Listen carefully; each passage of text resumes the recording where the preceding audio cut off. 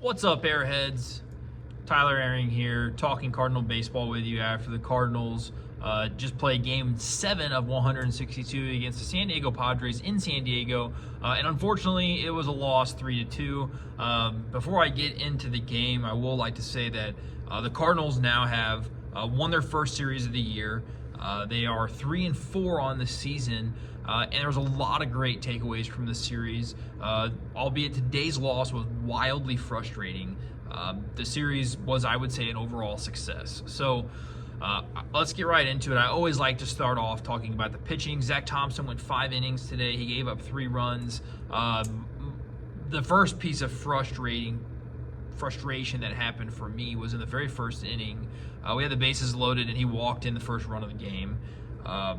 I just have no room in my heart to forgive walking in a run. It just makes me so frustrated. It's like, I would rather you make them put the ball in play and see what happens, which I think everybody would agree with. So got off to a really frustrating start. And then he did all right, though. I mean, 5 innings, 300 runs. Not quite a quality start. He gets one more inning out of him, then it is a quality start, but he wasn't able to go the 6. With that said, shout out to our bullpen. Came through again. Liberatore came in, and he got an inning. We got to see a debut from a rookie, which was super cool, and he looked very good in the 8th inning. And then in the 9th inning, we didn't have a 9th inning because we didn't play the bottom of the 9th. So we only got to see 8 innings pitched, and honestly, our relievers did a great job. The whole series, our relievers did a great job. So next thing I would like to say is that our defense has been, you can't ask for literally better defense. I think that it's been fantastic so far. I think we have yet to make an error, and not only have we yet to make an error, but we've made some really great plays. So on the defense side of the ball, very good. Now let's get to the offense. The offense has been less than stellar, to say the least, and I've got a lot of things I want to talk about with the offense, more in a negative light than a positive light for sure. But the first thing that I want to highlight on is just, I feel like the Cardinals are striking out an astronomical amount as a team. So I went through and I counted them up from all the games. The first game, they had 6 strikeouts, which was tied. No, that was their best of the season. That was against Tyler Glasnow, which is actually surprising. I'm surprised they didn't strike out more. Second game of the year, 14 strikeouts. Third game, 10 strikeouts. Fourth game, 13 strikeouts. First game of this series, 13 strikeouts. Yesterday's game, 7 strikeouts. And then today's game, 11 strikeouts, for a total of 74 strikeouts through 7 games. We are averaging more than 10 Ks a game. The Cardinals are going to have to do a better job at the plate, and it starts with putting the ball in play for me, and I don't understand how it has been this bad so far. But it's got to get better. There's been timely spots where you have a runner at third base with less than 2 outs. I've talked about this in previous videos, and we can't get the runner in. You got to be able to get the runner in if you have a runner on third base with less than 2 outs, and it just has not happened a lot this year. We've had spots where we've had runners in scoring position and on second base as well with less than 2 outs and not been able to score that run, and a lot of it is because we have not been able to put the ball in freaking play, and it drives me absolutely nuts. As a baseball coach myself, I coach high school baseball. I don't understand how it is this bad, but and I should say former high school baseball coach. I'm not currently coaching high school baseball. I wish I was, but I'm not. The hitting coach for us his name is Turner Ward, and he's gonna have to figure it out because we've got to put the ball in play more. I think averaging over 10 strikeouts a game is unacceptable.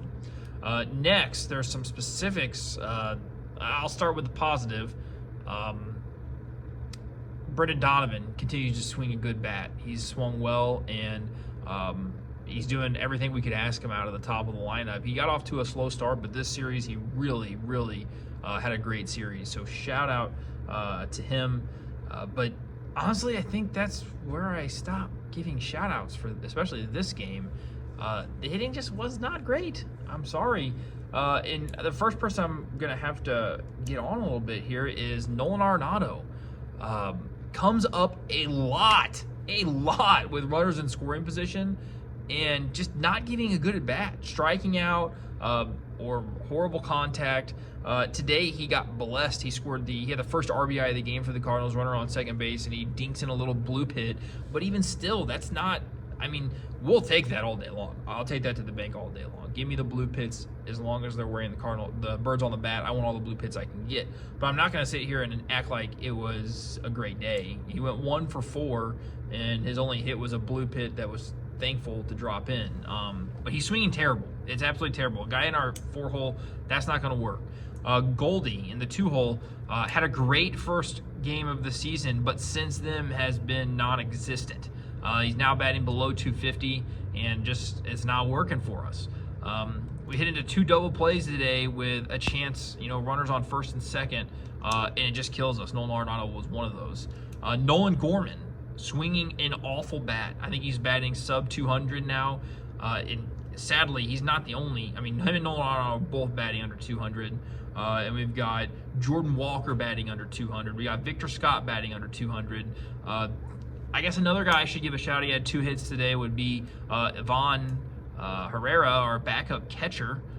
We played 2 catchers today, which is strange. Like, that's very strange. But honestly, they're the 2 guys on the team that are hitting better right now than the others. So I do not fault Oli Marmol for that decision today. He put Wilson Contreras as a DH, which I liked actually, because Wilson has hit home run in each of the last 2 games, and he needed to be in the lineup, but he got a day off from behind the plate. It's always a little bit, I don't like having 2 catchers in the batting lineup, but in that circumstance, I 100% get it, and I think Oli Marmol made a good decision there with keeping Wilson in the lineup, but giving him a rest behind the plate for the day. So I'm all about that decision. They did move Wilson to in the 3-hole, and they put Gorman in the 5-hole, which I think is where Gorman should probably be anyways. But for the love of God, I'm going to preach this all. We're going to get a lineup at some point, and it's going to look like this. Or maybe I'll say it all year long, and we won't get it. But please give me either Newt or Donnie in the number 1 hole. Give me Jordan Walker in the 2-hole, because he needs protection. He's at the end of the lineup. He's a second-year guy who we think is going to be our dude. He's at the end of the lineup, and his protection is like Victor Scott. Come freaking on. I think maybe today it might have been Brandon Crawford. Put Walker at the 2-hole, put Goldie at the 3-hole, and then put Arenado at the 4-hole. And if Arenado can't start hitting, then move him farther down the lineup too. I mean, we've got to do something. But I feel like you have to put Goldie at 3, and you have to put Nato at 4. Now, I understand they're not hitting right now, but they're not going to hit this way all season long. And neither is Gorman. Gorman's going to hit better than that, and Jordan Walker's going to hit better than that too. But I really, really would love to see Jordan Walker in the 2-hole to have a little bit of protection, especially if he's going to be our dude moving forward. That's what we need. Also, kind of a frustrating game in the aspect that, the Padres plunked 2 of our guys in pretty undesirable spots to get plunked. First, it was Victor Scott, took one real high in the rib cage. It looked like it could have been pretty bad at first. Luckily, he stayed in the game, would actually go on to score after getting hit. And then also, Brendan Donovan got hit in his elbow, which is not a great spot for Brendan Donovan to get hit. And I believe it was his throwing elbow, because he's a right-handed thrower but a left-handed batter. So, and he's already had some trouble with his throwing arm, and that's kind of the downside to being a righty and a left-handed bat. You don't ever see a lefty with a right-handed bat, I don't feel like, at least not very often. But anyways, I digress. Actually, I don't know that I can't think of anybody that's like that. I know, like Corey Seager, he's a left-handed batter and a right-handed thrower, obviously, but it is what it is. Anyways, here's what we need to keep in perspective. I talked to one of my best buddies, Alex Misi. He and I talk Cardinal baseball all the time, and he said coming out of these first 2 series, if we were 3-4, he'd be ecstatically happy. So guess what? We are 3-4. We've come out of the first 2 series, a road trip where we went to LA and San Diego. We won 1 series and we lost the other, but we come out with a 3-4 record, coming home tomorrow for the home opener. Man, Busch Stadium home opener, Cardinals home opener, seen all the legends out. I'm very excited for that tomorrow. I'm excited to see who's there. I'm excited to see the energy at the stadium. There's a lot of negativity from some Cardinal fans right now, and I get it. Last year was a rough year.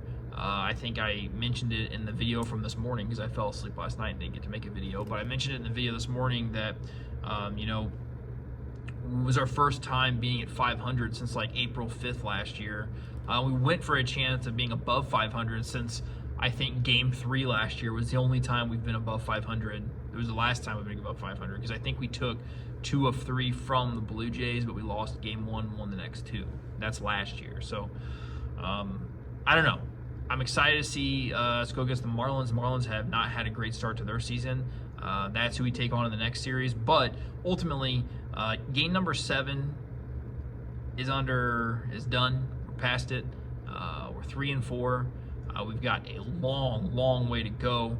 I think starting pitching in the last 4 or 5 games has looked a lot better. A lot more to be happy about. A lot more to be excited about. So, and we have to keep a couple things in mind.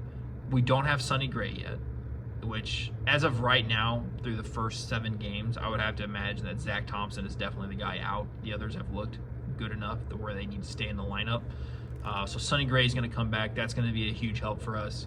And then with some of these offensive woes, it is going to be really nice to get Lars Nootbaar back. I think he will help. I really want to keep Victor Scott up because of his defense and his speed and just the maybe it's just excitement of having a rookie. I don't really know, but he brings me more excitement than thinking about Dylan Carlson in center field. But with that said, if Dylan Carlson can come up and hit 250, then that's going to be something that this team really desperately needs. And Carlson did have some positive outlooks in spring training, so it was a horrible bummer for him on a boneheaded spring training dive from Jordan Walker that put him to the IL. But also we got to think about Tommy Edman. Tommy Edman is going to come back at some point, and he's been a pretty reliable guy for us in the batting lineup. So looking forward to get those guys back, see how that impacts the offense. But there's going to be a couple odd guys out. I don't really see much of a fit for Brandon Crawford on this team, and I'm a little confused by the signing. When we get Tommy Edman back, I mean, obviously he's not going to be our backup short. I mean, he could be our backup shortstop. He won, Gold Glove on the infield, so I think he can definitely be that guy to give Mason Wynn a spell. But again, Mason Wynn was out of the lineup again today, and I don't really want to see him out of the lineup that often.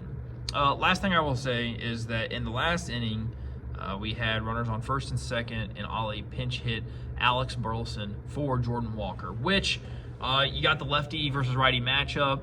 Jordan Walker has definitely not impressed too much with the hitting either, but I still pose the question, which we've posed earlier in earlier games. If Jordan Walker is our dude and he's our guy, and we are going to build around him because he is the next big thing for St. Louis, why are we taking him out in a high-pressure situation like that with runners in scoring position where he could bust out of a slump and become what we need him to be? I understand the whole lefty versus righty thing. I understand. I get it all. But, and obviously it's much easier for me to say this in hindsight now since Alex Burleson struck out for the 12th strikeout, or no, the 10th strikeout of the game, and then the next batter was Victor Scott, who was our 11th strikeout of the game. So runners on first and second, 1 out. We get back-to-back strikeouts to end it. So that's just frustrating. The Padres gifted us. I mean, absolutely gifted us so many base runners today. We just could not get it taken care of. So I am still positive, very excited where this team is heading. I think they address a couple things and make improvements to, 1, putting the ball in play, and 2, I would love to see our starters continue to go deep, which I feel like we've got a couple great starts in a row, a few great starts in a row, and getting Sonny Gray back I think is going to be a huge help. So stay tuned. Tomorrow, St. Louis Cardinals take on the Miami Marlins at the home opener, and the Cards are going to keep rolling. We're going to get back to 500 tomorrow. See you later.